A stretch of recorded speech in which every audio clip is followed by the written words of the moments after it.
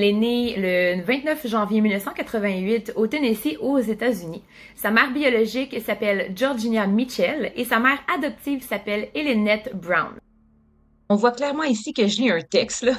S'est fait adopter par Ellenette car Georgina était incapable de s'en occuper. Elle était dans l'alcool, dans la drogue et elle était très pauvre. Née d'un homme du prénom de George Gain et d'Augusta Wilhelmine, Ed Gain, de son vrai nom, Édouard Théodore Gain. Ici, on voit clairement que je lis un texte, mais que j'essaie fort de bien articuler pour que tout le monde puisse me comprendre. Mais visiblement, on voit bien que c'est clairement pas naturel dans mon cas. George, en fait, est un homme alcoolique qui n'a pas beaucoup d'autorité sur ses enfants, privé en fait de cette autorité par Augusta, qui elle est une fervente croyante. Allô Internet, dans la vidéo d'aujourd'hui, comme vous l'avez constaté dans mon titre, on va parler de la peine de mort aux États-Unis. Donc c'est parti. La peine de mort, ben oui, un sujet encore tabou aujourd'hui. Certains sont pour, certains sont contre. Pourquoi on est pour et pourquoi on est contre? Dans cette vidéo-là, je vais expliquer pas mal qu'est-ce que c'est et ce qui advient des prisonniers qui sont condamnés à la mort. Donc, la peine de mort a toujours existé. Avant, on pouvait faire brûler vif les personnes, on pouvait même les... Une chose qu'on vous dit rarement quand on tourne une vidéo, c'est que nos textes sont bien écrits d'avance avec les vrais termes. Mais lorsque la caméra est allumée, ça peut arriver, même trop souvent, au début de YouTube, qu'on oublie les vrais termes. Et ben, on veut pas arrêter la caméra, et donc on continue quand même de parler. Et lorsqu'on est poche en montage, ben c'est direct ça que ça donne. En fait, on attachait les prisonniers sur des bouts de bois et on les entourait de paille pour ensuite mettre le feu à la paille et les prisonniers mouraient brûlés vifs. Donc ça, évidemment, ça n'existe plus aujourd'hui. On ne fait plus ça. Nos tactiques ont augmenté. Nos tactiques ont augmenté. Je me demande bien qu'est-ce que ça veut dire, ça. Pas choix de peine de mort. Le prisonnier a le droit de choisir. Donc, il y a la chaise électrique. Ah, disparaître, hein? Qui n'a jamais rêvé de le faire? Qui a jamais rêvé de prendre sa bagnole et de fuir le plus loin possible? Recommencer dans une nouvelle ville, recommencer dans un nouveau pays, recommencer avec une nouvelle identité pour fuir, tout simplement. Ça ici, c'est un extrait d'une vidéo que j'ai écrite, que j'ai tournée, mais que je n'ai jamais postée. En fait, je me suis toujours demandé, lorsque des gens disparaissent volontairement, comment ils font? Qu'est-ce qu'ils font les semaines avant pour qu'ils ne soient jamais retrouvés? Mais je l'ai jamais publié, cette vidéo-là. Pour disparaître, c'est l'argent. Évidemment, l'argent. Donc, disparaître, ça prend de 6 mois à 1 an de préparation avant justement de quitter, de fuir ta vie. Salut Internet! Dans la vidéo d'aujourd'hui, on va parler d'un sujet qui m'a été demandé. Donc, on va parler de l'affaire de George Stinney. Donc, c'est parti! Cette affaire criminelle-là m'avait été demandée par un abonné. Et malgré le fait que j'ai l'air vraiment heureuse, je sais pas pourquoi, c'est une des affaires criminelles qui m'a le plus touchée. Sûrement parce que ça concerne la condamnation à mort d'un enfant. Et c'est une affaire que j'oublierai jamais. Et Mary-Emma Thames, qui avait 8 et 11 ans. Donc, il se fait arrêter le 23 mars 1944. Oui, je lis parce que vous le savez, moi, les dates, on y repensera.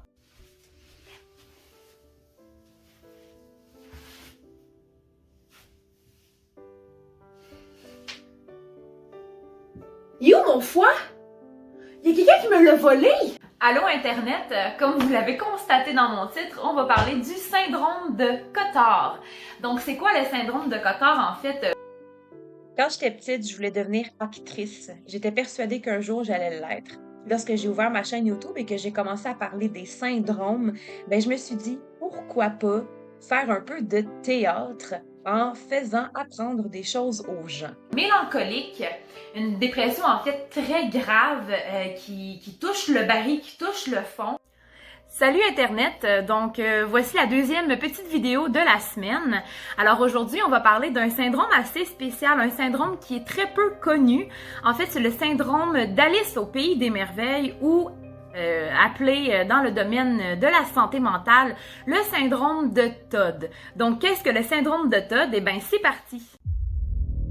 Jeffrey Dahmer, Albert Fish, Andrei Chikatilo, Joachim Kroll et Otis Toole ont tous quelque chose en commun. Ils sont des tueurs en série, mais aussi des cannibales. Bienvenue dans la vidéo d'aujourd'hui. C'est tellement fascinant le cannibalisme qui remonte à bien longtemps.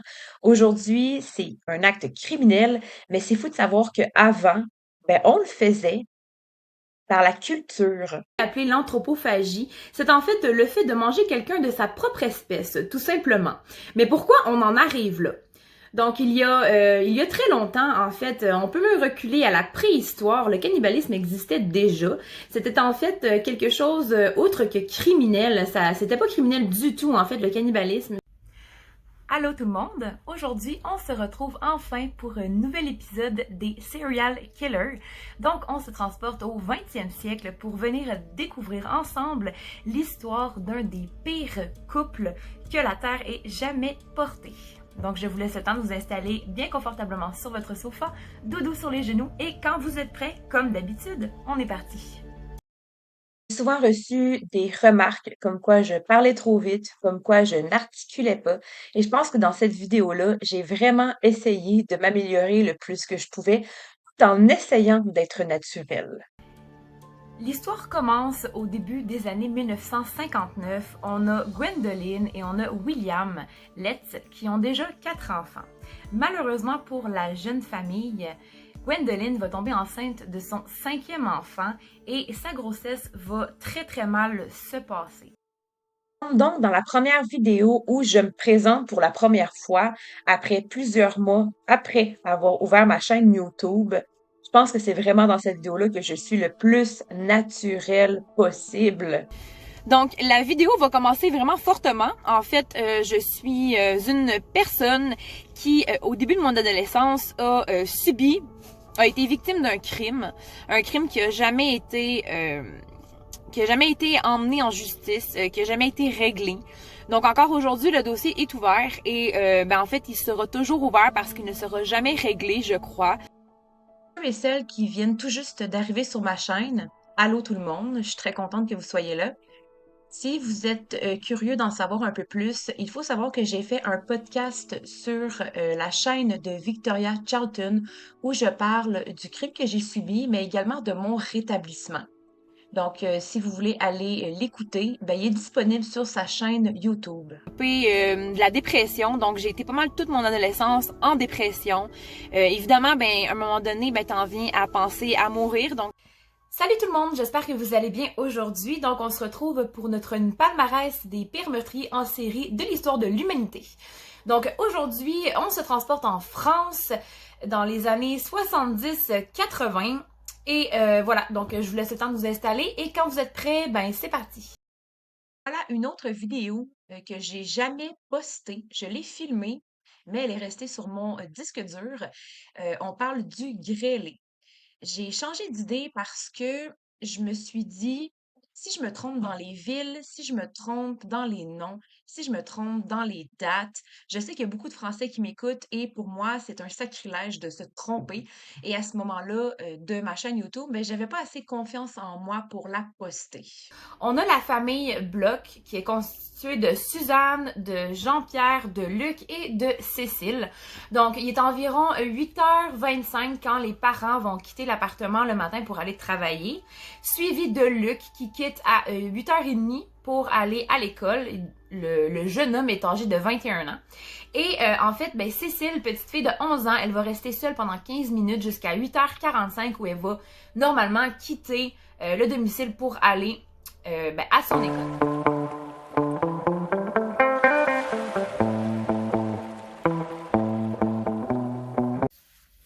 Salut tout le monde! J'espère que vous allez bien aujourd'hui et que vous avez passé une bonne semaine. On est maintenant en 2021, ça fait à peu près 1 an que j'ai ouvert ma chaîne YouTube.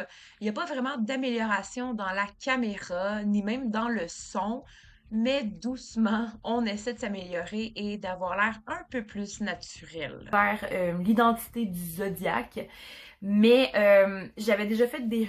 Salut tout le monde, j'espère que vous allez bien aujourd'hui. Bienvenue dans la nouvelle vidéo de la semaine.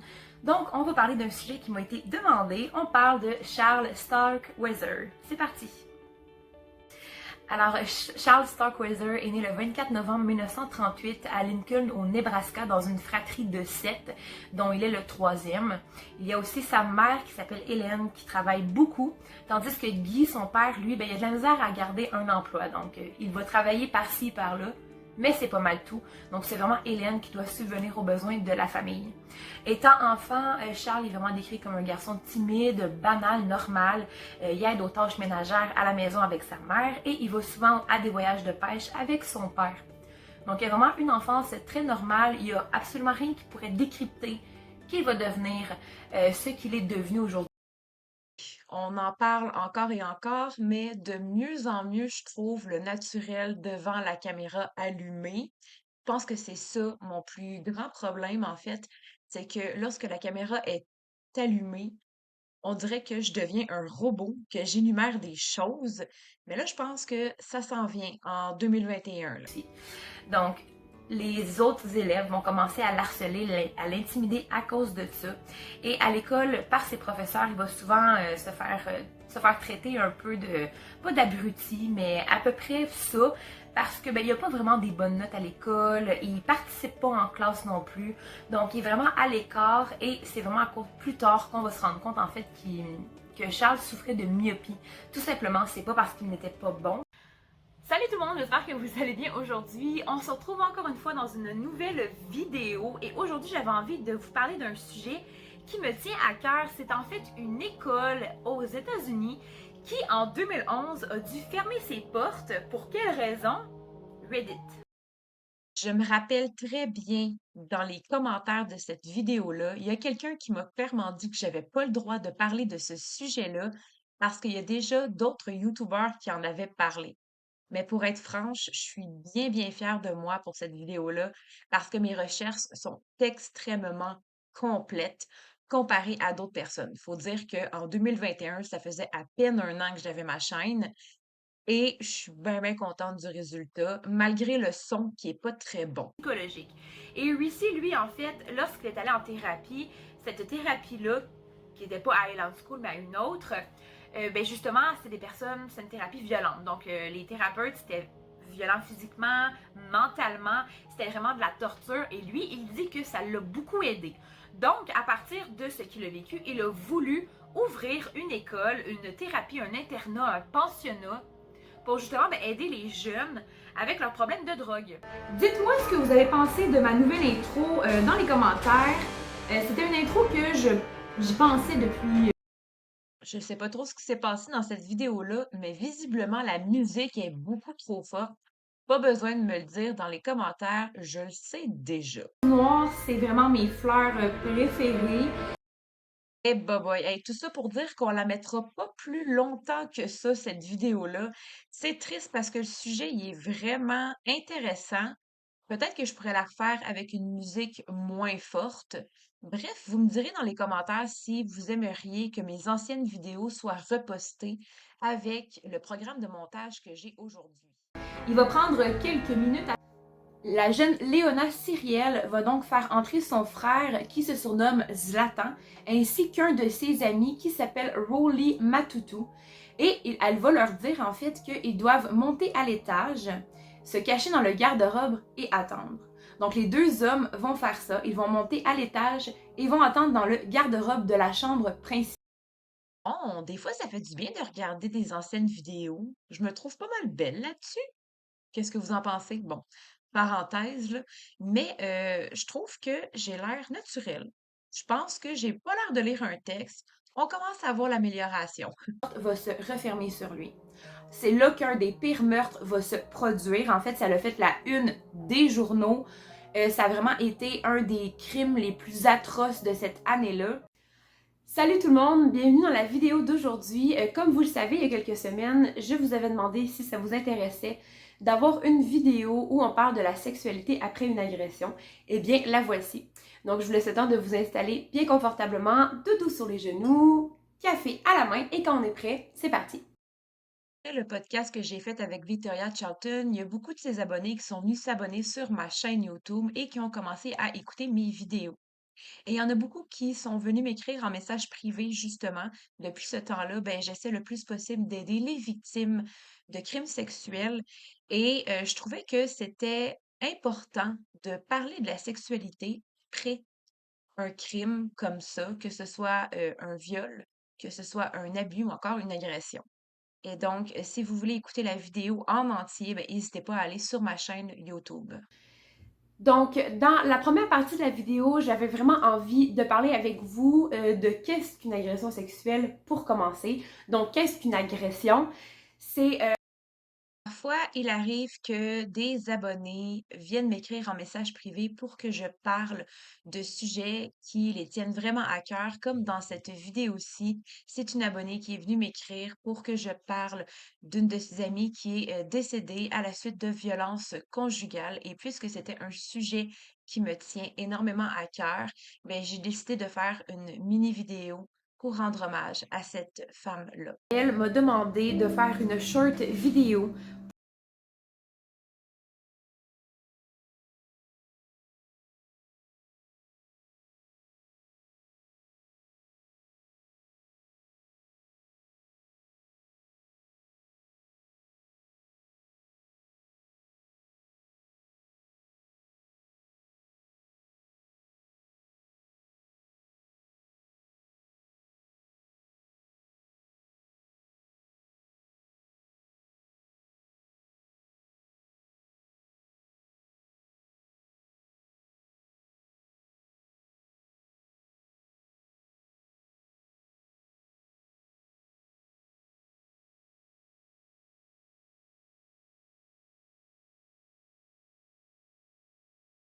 Sa famille. Elle laisse dans le deuil beaucoup de gens et il faut vraiment soutenir les femmes qui sont victimes de violences conjugales et essayer vraiment du mieux qu'on peut de détruire tout ce qui a rapport avec les féminicides. Il y en a trop, il y en a eu trop. Depuis le début du COVID, ça a été de pire en pire. Je vous demande, si vous habitez dans ce village ou tout près, rendez-vous à la marche samedi. Et ben moi, vu que je suis au Québec, je vais être un petit peu trop loin, mais je vais m'habiller de blanc et je vais faire une petite story sur ma page Facebook en l'honneur de Delphine Poulain.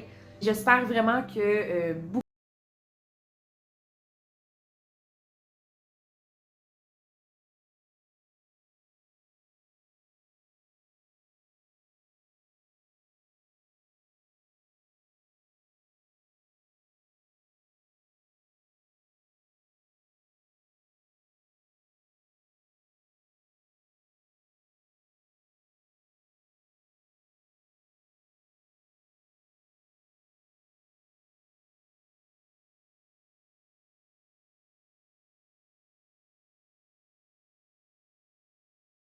Salut tout le monde et bienvenue dans la vidéo d'aujourd'hui. Comme promis depuis déjà plusieurs semaines, aujourd'hui on va commencer la nouvelle mini-série des gens qui m'ont envoyé leur témoignage de leur propre histoire.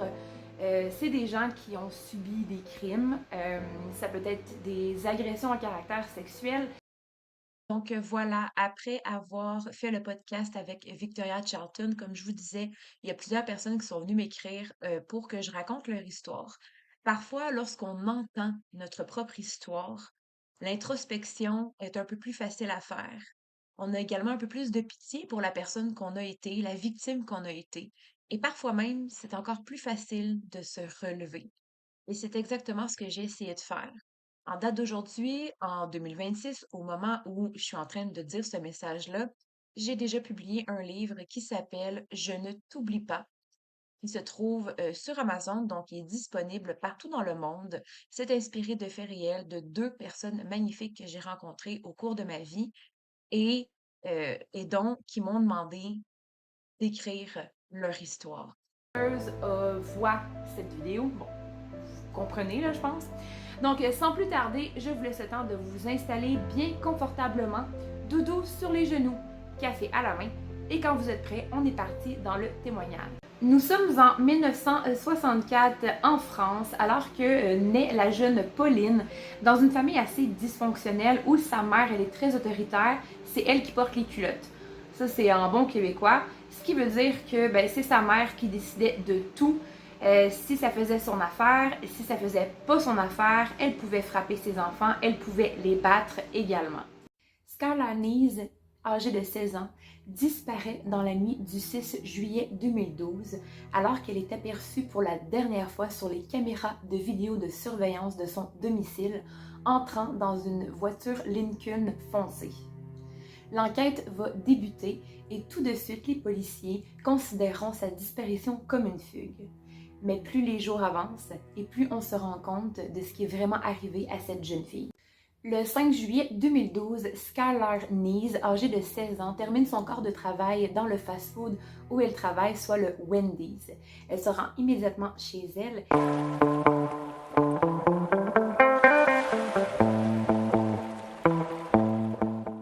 Nous sommes le 20 décembre 2021, alors qu'un homme du nom de Riaz Sardarkil contacte les services de police alors qu'il se situe au complexe où il réside, qui est au 9400 Fredericksburg Road à San Antonio. Il déclare à la police que sa jeune fille de 3 ans, qui s'appelle Lina Sardarkil, aurait disparu. Immédiatement, des recherches vont tout de suite commencer et les policiers vont se rendre au complexe où la famille. OK, dans cette vidéo-là de 2022, je pense que la caméra est de mieux en mieux. Par contre, pour le son, je trouve que ça sonne un peu cacane. Donc, en français, je trouve que ça sonne très écho. Ainsi que Lina sont allés jouer dans le parc. Vers 17h10, Ce temps qui va arriver, parce qu'on sait que la plupart du temps, les pulsions d'un futur tueur en série vont arriver très tôt dans l'enfance. Ça peut arriver au début de l'adolescence, où c'est quelque chose qu'ils vont cogiter dans leur tête. Et il y a vraiment un espace-temps qui va commencer.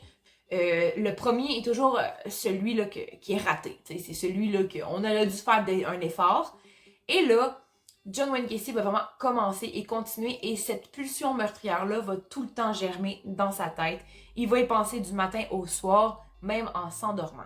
Nous sommes le 28 mai 1934 dans un petit village situé à côté de Corbel en Ontario au Canada.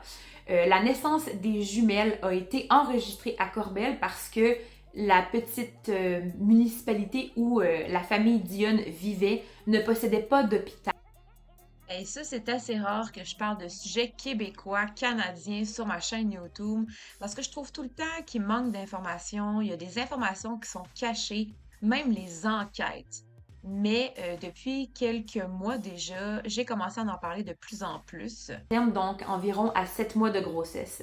Il y a donc Annette, Cécile, Émilie, Marie et Yvonne. Oliva et Elzire étaient un petit couple de fermiers très banal qui gagnaient quand même bien leur vie contrairement à ce que la presse va mentionner. Aujourd'hui, je vous arrive avec l'histoire d'une mamie. Oui, une mamie. Elle ne faisait ni de Scrabble, ne faisait pas de mots cachés, ne mangeait pas de paparman et ne cuisinait pas de petits gâteaux pour ses enfants. Non, elle, ce qu'elle préférait, c'était d'assassiner ses chambreurs. Nous sommes le 11 novembre 1988 lorsque des policiers reçoivent l'appel d'une travailleuse sociale qui signale la disparition de son patient qui s'appelle Bert Montoya. Ah, Hollywood! Là où il y a des paillettes, là où il y a les plus belles vedettes qu'on n'oubliera jamais de tous les temps, comme Marilyn Monroe, ou encore la naissance de musique culte, Michael Jackson, des vedettes séquestrées comme Britney Spears, des pédophiles cachés comme Nickelodeon, ou encore des meurtres irrésolus.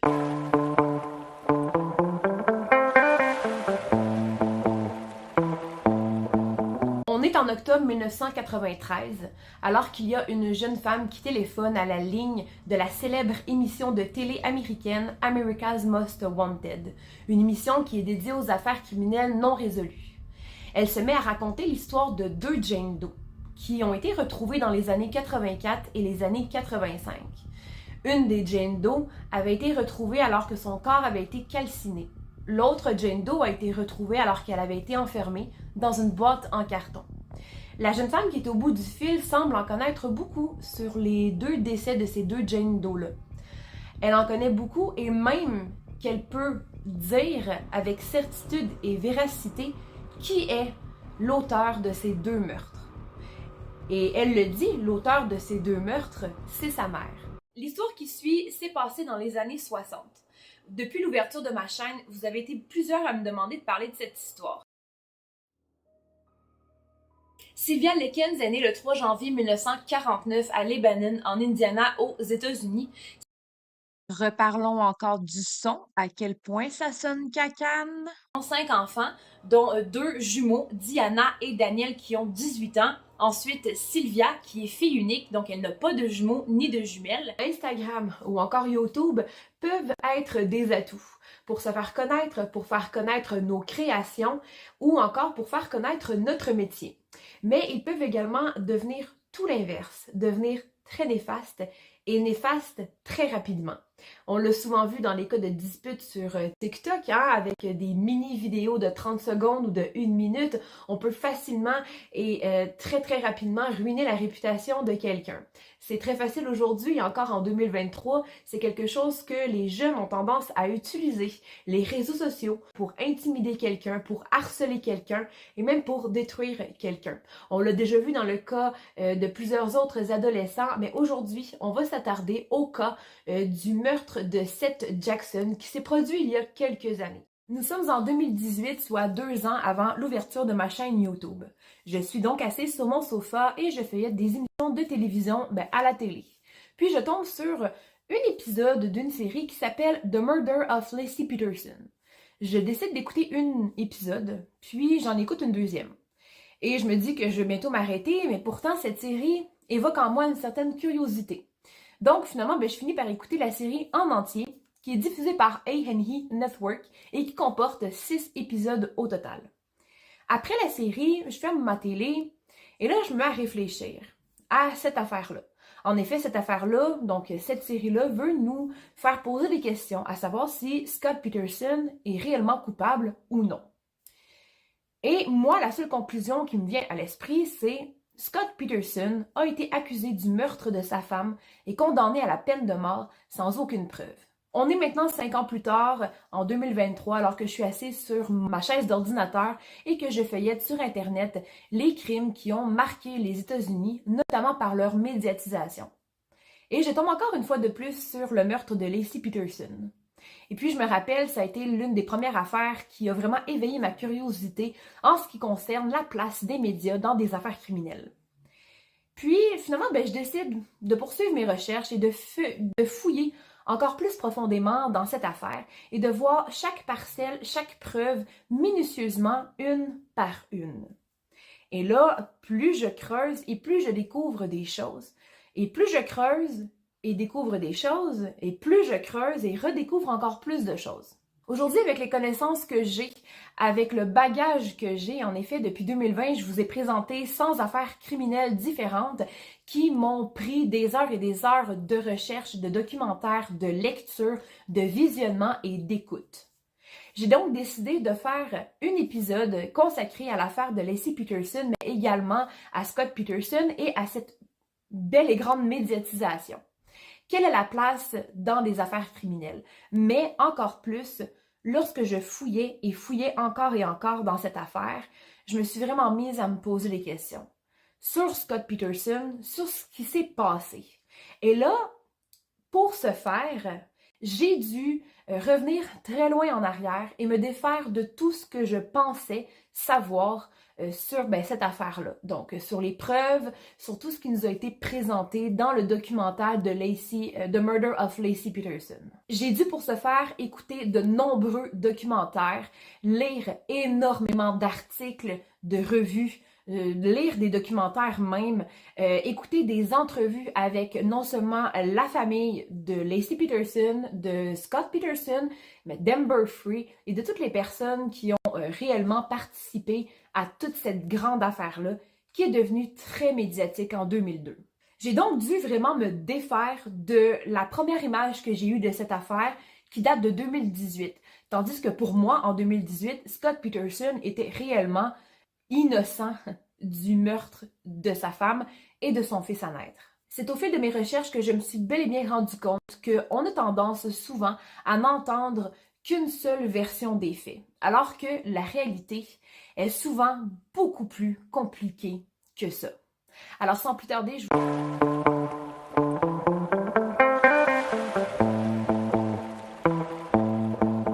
Salut tout le monde et bienvenue dans la vidéo de cette semaine. Je suis très contente de vous retrouver comme à chaque semaine maintenant, on peut le dire.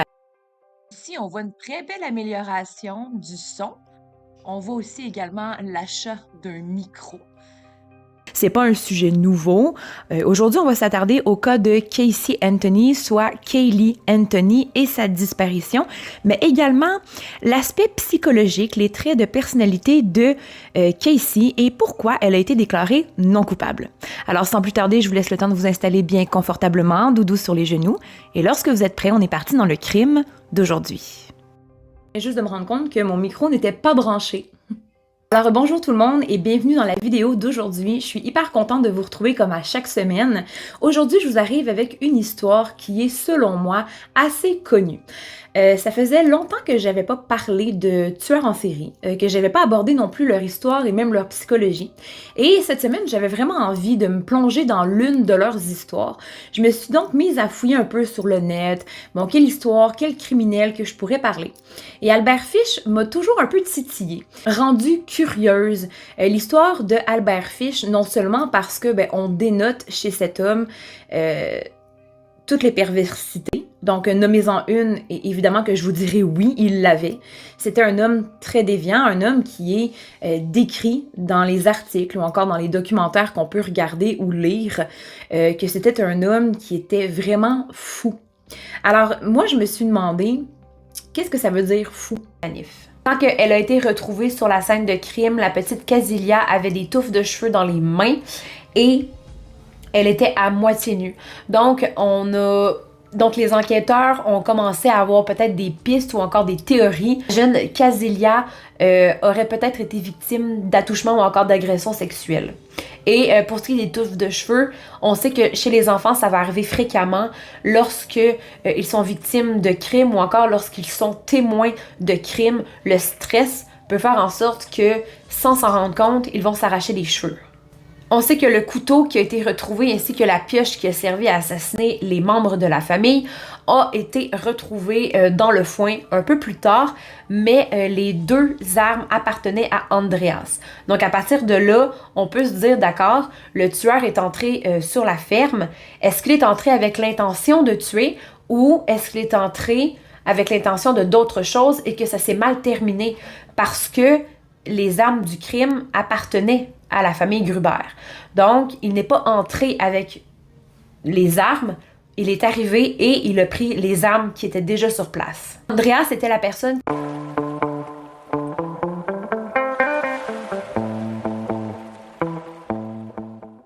Salut tout le monde et bienvenue dans la vidéo d'aujourd'hui. Je suis très contente de vous retrouver comme à chaque vidéo. Aujourd'hui, comme vous l'avez vu dans le titre, on va aborder une affaire criminelle qui est très connue. Aujourd'hui, ça fait très longtemps d'ailleurs, on va parler d'un tueur en série. Et là, je me suis demandé qu'est-ce que je pourrais apporter de plus à l'histoire d'Ed Kemper. Qu'est-ce que je pourrais mentionner qui n'a jamais été mentionné? Mais pas grand-chose, parce que Ed Kemper est un tueur en série hyper connu, qui a fait le tour du monde. Tout le monde le connaît, tout le monde connaît ses crimes. Mais est-ce qu'on le connaît vraiment? Est-ce qu'on connaît vraiment les fonds de sa pensée? Est-ce qu'on connaît vraiment sa psychologie? Dans mes recherches, j'ai décidé de me plonger carrément dans ce qu'il est pour pouvoir le dépecer de ses pensées, de sa psychologie, de son environnement, de son enfance. Aujourd'hui, on va tenter d'entrer dans le regard d'Ed Kemper sur la vie, sur ses relations, mais également sur son environnement. Alors, sans plus tarder, je vous laisse le temps de vous installer bien confortablement, doudou sur les genoux, et lorsque vous êtes prêts, on entre dans la tête d'Ed Kemper.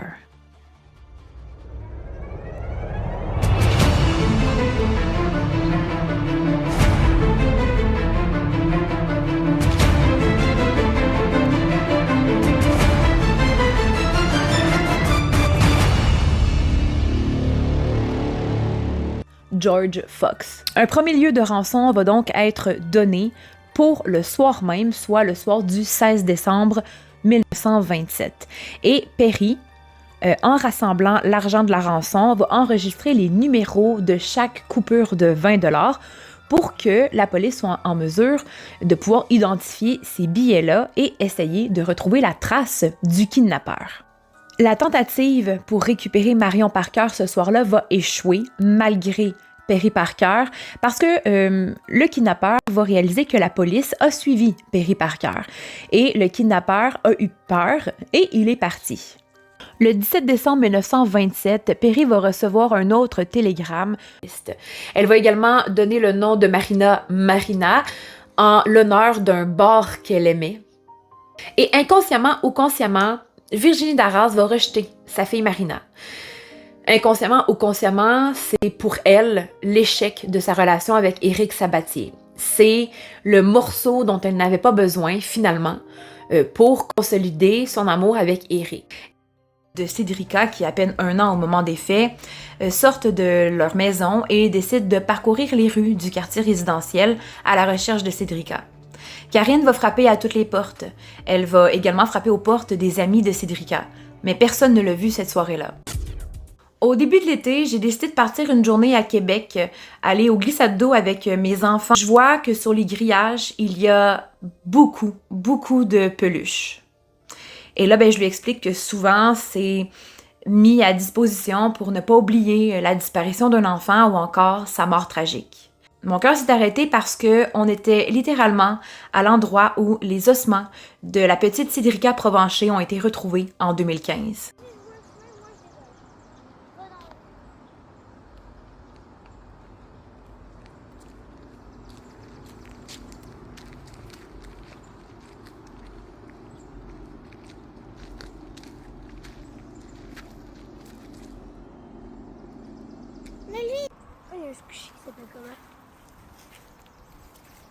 Maman, va pas trop loin. J'ai plein de choses à faire. Pour qu'elle vienne le chercher. Sylvie accepte. Minuit, c'est vrai que c'est tard pour un enfant de 13 ans, mais Alexandre est très responsable, il sait quoi faire et en même temps, il a passé une grosse journée au champ, il peut bien aller se baigner. Et donc, la soirée va se passer et pourtant, à minuit, Sylvie ne reçoit pas d'appel. Pourtant, elle ne panique pas. Non, parce que il est minuit, il est tard. Peut-être que Alexandre et son ami se sont endormis devant un film.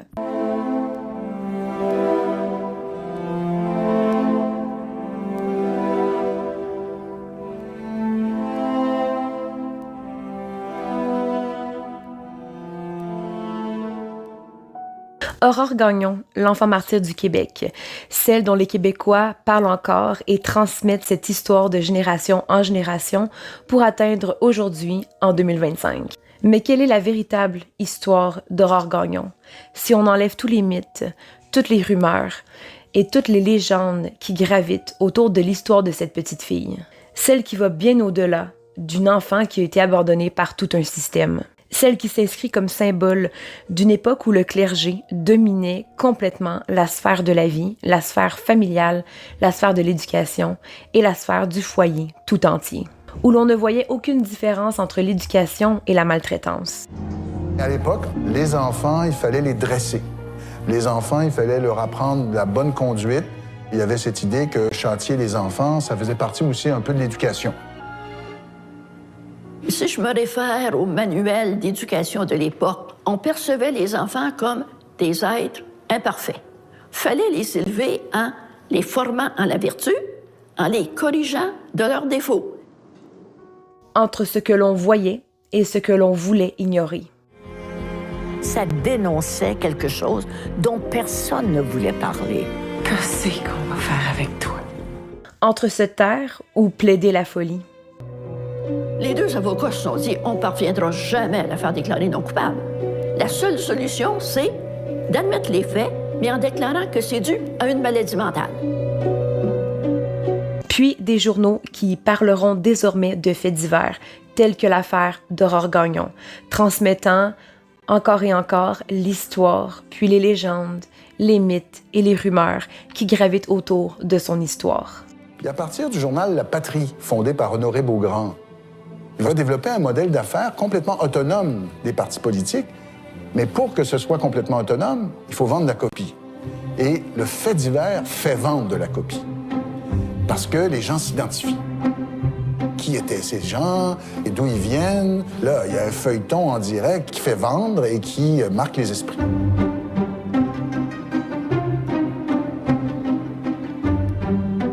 On n'hésitera pas à traiter le cas d'une façon sensationnaliste. On ne se refusera rien. Des pièces de théâtre et des livres qui apparaîtront dès 1921, suivis par la suite de films dès 1952, sans oublier celui de 2005 qui a été produit par Luc Dionne.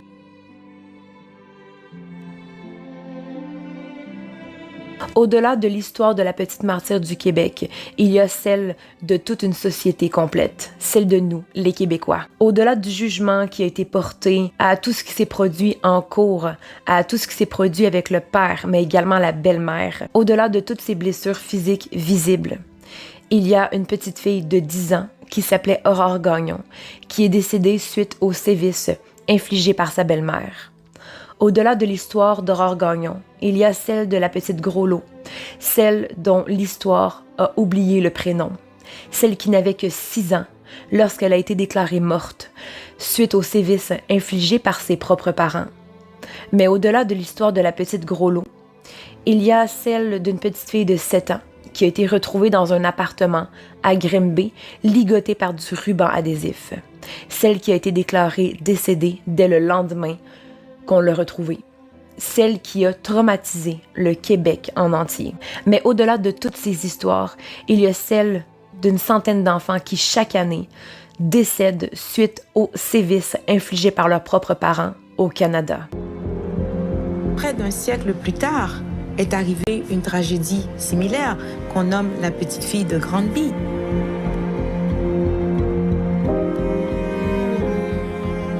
Malgré tous les mécanismes qui ont été mis en place, c'est une de trop. Dès le 8 décembre prochain à 20h sur Radio-Canada, il y aura un documentaire Aurore, entre mythe et réalité, qui sera diffusé. C'est une production de MC2 Communication Média qui ont eu la gentillesse et la confiance de m'écrire sur mes réseaux sociaux ainsi que sur mon courriel pour me demander de faire la promotion de leur documentaire après qu'ils aient vu mes 2 vidéos sur Aurore Gagnon, l'enfant martyr. Je voudrais en même temps leur dire un grand merci. Ce documentaire met en lumière toute l'histoire de notre culture québécoise qui gravite autour d'Aurore Gagnon, involontairement ou volontairement, depuis plus d'une centaine d'années. Ce documentaire-là met en lumière comment la société religieuse percevait l'éducation entre le silence et les rumeurs, mais aussi la différence à comment les femmes étaient perçues versus les hommes. MC2 jette un regard nouveau sur l'évolution de notre société, mais également sur le rôle de chacun dans cette même société. Vous pouvez également venir visionner mes vidéos que j'ai fait sur ma chaîne YouTube, les 2 que j'ai fait sur Aurore Gagnon. J'ai également fait une vidéo sur la petite Groslot, donc la fillette oubliée du Québec, et j'ai également fait une vidéo sur la fillette de Grimby. Vous pouvez donc aller les visionner dès maintenant sur mon YouTube. Sinon, moi je vous souhaite un bon visionnement de ce documentaire qui, ma foi, a été agréable, merveilleux et plein d'émotions à écouter et à regarder. J'espère donc qu'on sera en grand nombre à Radio-Canada le 8 décembre prochain ou même le 9 décembre à partir de mardi. Il sera en ligne sur tout.tv. Sur ce, je vous souhaite une bonne soirée, un bon week-end et on se retrouve très bientôt pour une nouvelle affaire criminelle. D'ici ce temps-là, prenez grand soin de vous et de ceux qui vous entourent. Ciao, ciao!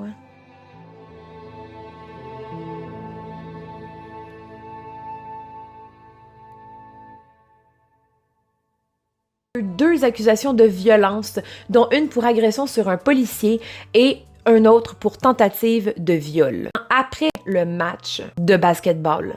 Mais il n'y a absolument rien qui va être retrouvé à ce moment-là. On est donc 4 jours plus tard, soit le 28 février 1978, lorsque la Mercury Montego blanche abandonnée va être retrouvée à 1120 mètres d'altitude sur une petite route de montagne, soit dans le parc national de Plumas, près de Rogers Cove Camp, à environ 70 km de Chico. Pour ceux qui sont là depuis 2020, vous savez pourquoi j'ai parti ma chaîne YouTube. Au départ, j'ai parti cette chaîne-là parce que j'avais envie de guérir du choc post-traumatique que j'ai eu pendant mon enfance et que j'ai traîné pendant 15 ans, littéralement. Il faut savoir qu'avant d'ouvrir ma chaîne YouTube, je me suis mis à faire une petite introspection pour tenter de guérir, pour tenter de comprendre, émerger. Et dans pas long, on sait qu'on va avoir Lizzie Borden, donc très hâte de voir cette série-là, pour voir à quel point elle va être ressemblante à la réalité, comme Jeffrey Dahmer, ou encore très éloignée de la réalité, comme la série sur Ed Gein. Donc là, on va parler comme les animaux dans la nature, le chevreuil. Bien évidemment, il va toujours être aux aguets. Quelque chose de très fascinant. Si vous voulez que je fasse une vidéo complète là-dessus, vous pouvez me le dire en commentaire, ça va me faire plaisir. On a également les médias. Les médias vont jouer un rôle très important lorsqu'on parle de criminels. Ici, on va parler de tueurs en série puisque c'est le sujet de la vidéo, là. Et donc, les médias, les journalistes vont souvent avoir une place privilégiée dans le tribunal. Comment on va mettre à défi la victime pour qu'elle lutte contre la mort. Et donc, bon, c'est un film, évidemment, mais on sait qu'il y a énormément, justement, de films qui sont inspirés de vrais tueurs en série. On a également la gravité des crimes qui ont été commis par le tueur en série qui vont le rendre populaire. Donc, plus ces crimes sont horribles et plus il devient populaire. Par exemple, Ed Kemper, encore une fois, tout le monde le connaît. Pourquoi? Parce qu'il aurait joué au dard avec la tête de sa mère. John Wayne Gacy, pourquoi il est populaire? Parce que c'était un entrepreneur qui tuait littéralement les jeunes mineurs qui embauchait et il est caché dans, pas le sous-sol, mais le genre de sous-sol de sa maison. Et le week-end, il se déguisait en clown pour des fêtes d'enfants. Ed Gein, pourquoi il est devenu populaire? Parce qu'il se prenait littéralement pour sa mère. Et il déterrait des cadavres qui ressemblaient à sa mère, parce qu'il était juste incapable de la laisser partir. Albert Fish, pourquoi il est autant populaire? Parce qu'il s'amusait à envoyer des lettres aux parents de la victime qui le fait. Il a démembré une petite fille, il l'a même mangée. Donc, on s'entend qu'à cette époque-là, on recule au début du 20e siècle, eh ben, c'était quelque chose qui était assez rare. C'était quelque chose qu'on ne parlait pas beaucoup et c'est comme quelque chose qu'on apprenait à découvrir tranquillement. C'était l'horreur, c'était horrible. Et d'ailleurs, on sait qu'Albert Fish avait vraiment toutes les perversités.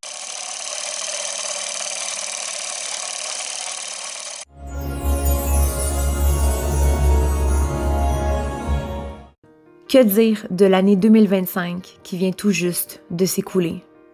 Elle a été remplie de projets, remplie d'idées, remplie de courage et remplie de vouloir. Comme vous l'avez remarqué dans les dernières semaines, j'ai peu posté. Et c'était pas parce que j'avais 42 000 autres projets. Non, j'en avais qu'un seul, mon entreprise. L'entreprise que j'ai laissée entrer dans ma vie personnelle tout au long de l'année et ce, même depuis que je l'ai ouverte. Cette année, en 2025, je peux pas dire que j'ai pris soin de ma santé, autant physique que mentale. Cette année, je peux pas dire que j'ai profité des moments avec ceux qui m'entourent. Cette année, j'ai fait exactement tout le contraire de ce que je m'étais toujours promis. Cette année, j'ai pas été voir ma mère comme j'avais envie de le faire. J'ai pas non plus été voir mes sœurs. J'ai travaillé encore et encore. Cette année, j'ai délaissé doucement la fille que j'étais il y a à peine 1 an. Je suis devenue épuisée, je suis devenue étourdie. Je suis devenue anxieuse, et ce, malgré tous les efforts que j'avais tant envie de faire. Cette année, j'ai fait des mauvais choix. Cette année, je me suis doucement abandonnée. J'ai abandonné la fille que j'étais. J'ai abandonné tous les projets et toutes les idées et les valeurs que j'avais. Je me suis mise doucement à travailler dans mon entreprise, à travailler encore et encore, sans même que je m'en rende compte. Je m'épuisais. Sans même m'en rendre compte, j'étais en train de couler. Et à travers de ça, j'ai continué de faire des vidéos YouTube, encore et encore. Et il y a des choses que je me rendais pas compte. Je m'en suis rendu compte seulement il y a quelques semaines. En 2025, je suis partie avec des bonnes idées, des bonnes valeurs et des envies. Mais au fur et à mesure des mois, j'ai fini par tout abandonner, par tout lâcher. Parce que j'étais épuisée, parce que je me suis complètement oubliée. Et cette année, en 2026, je me promets une seule chose. Non, ce sera pas la perte de poids. Non, ce sera pas l'entraînement. Non, ce sera pas de mieux manger. Non. Je me promets quelque chose d'encore plus grand que ça. Encore plus précieux que ça. Cette année, je me promets de prendre soin de moi et de ne plus jamais m'oublier. Cette année, je me promets de partager des moments heureux avec mes enfants, de partager des moments de joie avec ma mère, de partager des moments de tendresse avec mon amoureux et de partager des moments de bonheur avec mes sœurs. Cette année, je me promets de prendre soin de moi, de prendre soin de ma santé mentale, de ma santé physique et de ne plus jamais dépasser mes limites. Cette année, je me promets d'avoir que du bonheur lorsque je poste des vidéos. Cette année, je me promets de parler que de sujets qui vont m'intéresser et de plus jamais me restreindre, parce que quelqu'un d'autre en a parlé, ou parce qu'encore certains sujets sont fragiles aux oreilles des autres. Il y a certaines choses qui, malgré leur douleur, doivent être racontées. Cette année, je me promets d'être moi-même, à travers la caméra, à travers mes vidéos YouTube, à travers mon Facebook et tous mes réseaux sociaux. Cette année, je me promets d'être moi avec ma famille, avec mon amoureux, avec mes enfants, avec sa famille et la mienne. Je me promets de rester moi-même et de ne plus jamais essayer de tout faire pour faire plaisir aux autres. Cette année, je me promets de dormir. Cette année, je me promets de prendre soin de moi, de prendre soin de mon physique et de me reposer lorsque j'en ai besoin. Cette année, je me promets une seule chose, et c'est celle-ci, de m'aimer plus que je ne pourrais aimer les autres. Parce que la seule et unique relation qu'on aura toute notre vie, c'est avec nous-mêmes. Je vous souhaite à tous une belle, bonne et heureuse année 2026.